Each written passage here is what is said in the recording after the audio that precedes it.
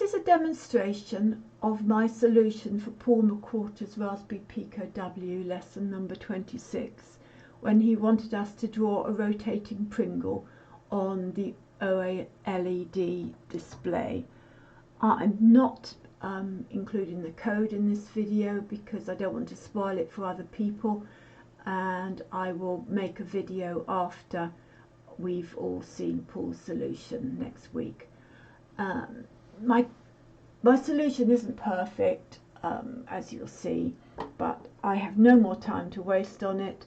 I've got a pile of ironing and loads of gardening to do. So here we go. We'll run the program.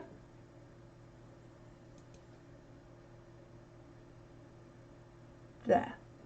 Now, two problems with this.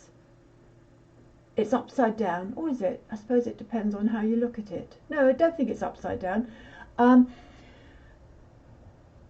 Is it upside down? No, it doesn't matter which way up it is. Forget I said that. But the only problem is, if you see on the edge, on the left and the right, it's a bit angular. I could do something about that, but I thought I'd wait to see Paul's solution before I did it. Right. Control C. That's my program. Probably everyone else has solved it already, but there you have it.